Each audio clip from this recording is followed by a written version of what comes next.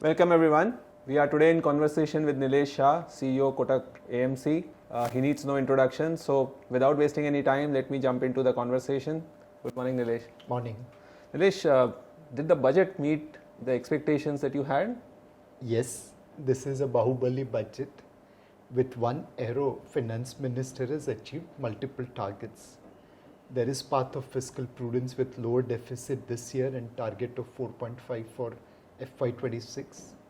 There is infrastructure investment with allocation in excess of market expectation up to 10 lakh crore. And third, there is support to the consumption through tax cuts. So in the current limitations and circumstances, this is one of the best possible budget. Thanks, Nilesh. Given the fact that this was the last budget in a way for this government and we are heading into elections, you think they have been able to take away all the old baggage of previous governments? No, there are certain challenges which we continue to face from our prior baggage. For example, our tax compliance continued to remain fairly low. It has improved, but it is still, there is scope for improvement.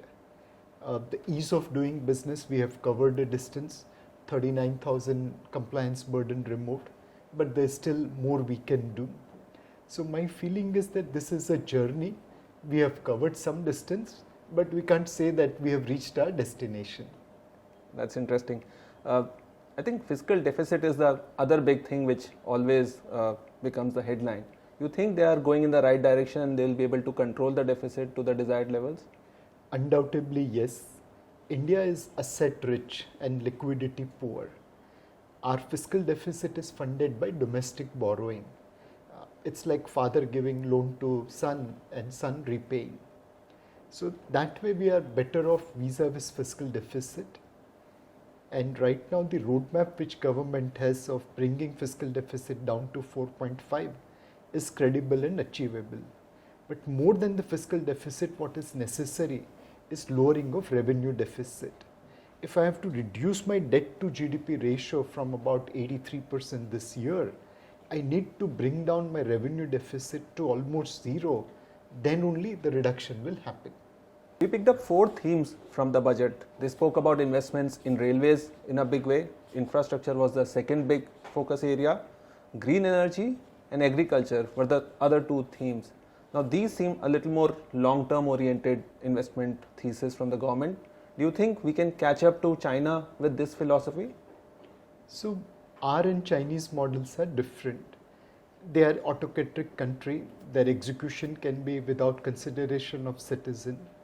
We are a democratic country. We have to build consensus and then move forward. So on a relative basis, will our growth rate be higher than China for years to come? Answer is yes. But in absolute terms, will China continue to add far higher to GDP than what I am adding? Answer is yes. The ruthlessness with which China can execute projects, a democratic country will not be able to. The single-minded focus which China can bring on execution, India, it will be difficult. Our path is different, their path is different. We have to continue with our journey without comparison to China. Okay. Nilesh, eventually I think I'll come down to asking you more specifics on markets. So sectors that you would want to focus on that you think will find interest and investors should look for? So overall within sector you have to invest in good companies run by good managers. But since we can't talk stock specific, from a sectoral point of view, infrastructure looks good. There is enhanced allocation from the government. Private sector investment is picking up. And thanks to election and G20, there will be focus on execution. The second sector which generally does well is FMCG. About a year ahead of election, government starts putting money in the hands of consumers. There is also rotation of money thanks to the election process.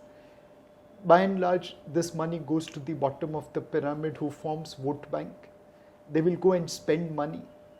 From liquor to consumer staple focused on bottom of the pyramid does get volume and margin expansion ahead of election. 2 sectors which look interesting. One is IT. We have seen bottoming out in NASDAQ. And while there's nothing specific in budget from IT point of view, Nasdaq bottoming out will probably kindle interest in Indian IT companies. The other sector to focus is pharma. In IT, we started first with body shopping, then Y2K, then infrastructure and application management, and eventually to digital products and digital ecosystem. The same thing is happening on the medical side. We are providing nurses, we are providing doctors, we are providing medicines. 1/3 of doctors in America are made in India. 45% of total medicine consumed in America is made in India. Now, all we need is a company which can assemble these nurses, these doctors, and these medicines along with medical equipments to create next large IT company. So over a period of time, I think pharma healthcare sector will grow tremendously well in India. And this is needed not only for us, but also for the world, just like our IT sector. Interesting. One other thing I want to ask is, when we spoke about green energy, ESG has been one theme, and we've also heard ESG funds, and your AMC has also been promoting those. You think those can be back in flavor for investors? So, over a longer period of time, obviously governance is important to make money for shareholders. ESG theme will keep on reinventing itself. Before Russian invasion, coal and nuclear and defense was no for ESG investors. But post-Russian invasion of Ukraine, things changed. So with the evolvement in ESG framework, will ESG become important for investors? Answer is undoubtedly yes. Last 1.5 years, we have seen rally more in metals and commodities, defense and other kind of PSUs, where ESG fund couldn't participate. But as that rally starts coming to maturity, I think ESG funds will be back this year. Okay. One other question that I got from some of our users a few days back is, people have been talking about the MSME spending that government has increased, the credit scheme that they laid out. Do you think Indian middle and smaller sector companies can benefit out of that? Yes, the MSMEs suffered heavily during the COVID outbreak, and then government provided emergency credit guarantee scheme. Today there are about 5 lakh crore of provisions for guarantee. In this budget, 9,000 crore capital is given to create another 2 lakh crore of credit guarantee scheme. Of that 5 lakh crore, about 4 lakh crore is utilized. So there will be buffer of 1 lakh crore unutilized plus 2 lakh crore more. So there is enough credit available for deserving MSME. And the beautiful thing about MSME in India is that now they are growing in size. The average employee count in factory is increasing. And my feeling is that we need modernization and economies of scale for MSME sector. This availability of credit line will reduce their cost of borrowing, make credit available to them, and hopefully they will embark on this journey of scale and efficiency. That's interesting, Nilesh bhai. Let me also jump on to the fixed income side. We have already heard interest rates go up significantly. Now with this kind of a fiscal deficit number that you spoke about, where are we headed on the interest rates in India? So interest rates will be driven by local as well as global factors. Globally, market believes that Fed will raise interest rates one more time and peak out in April, May 23, and they'll start cutting interest rates by December 23. Obviously, Fed chairman is not committing to it. Assuming that the market is right, there will be room for cutting of interest rates for India in 2024. From a borrowing point of, from a local factor point of view, the gross and net borrowing program is as per market expectation. But last time when we had launched similar kind of borrowing program, banking system had 9 lakh crore liquidity. This time banking system will have 2 lakh crore liquidity. So we will require RBI's intervention for smooth passage of this borrowing program. If I have to summarize this complex things, in the first half, we believe interest rates will remain more like 7.25 to 7.5 on a 10-year paper. And in the second half, it will move more towards 7 to 7.25. We entered 2023 at about 7.35, 7.40. we are likely to exit 2023 anywhere between 7 to 7.25.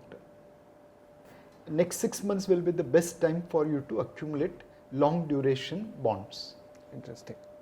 Nilesh bhai, since we have a little more time from you, can I also ask you view on currency, because I recently heard you talk about currency. Where should users and investors think about Indian currency with regard US dollar? So there are two schools of thoughts in markets today. One saying rupee should appreciate because our inflation is lower than developed world. The second guy is saying that rupee should depreciate because our current account deficit and balance of payment problem is way ahead of our affordability. My feeling is that both these groups will continue to tussle with each other, and hence rupee should remain range bound. However, the longer term outlook on rupee will be influenced by how we manage our balance of payment. We have been running $100 to $150 billion of trade deficit, more than what we can afford. This year, lower energy and fertilizer prices may give us a respite.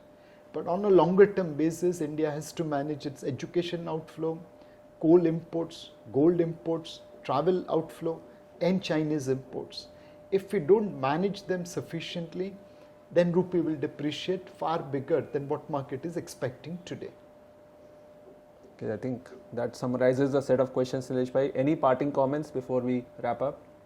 So one, this is the year of asset allocation and disciplined investing.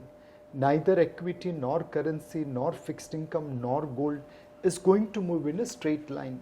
They are all going to move in a volatile range. And the only way to make money is buy on dips rather than buy on rise. Follow a disciplined asset allocation, having judicious allocation across debt, equity, real estate, commodity, and currency. Interesting. Thank you, Nilesh bhai. Thank you for your time. Thank you.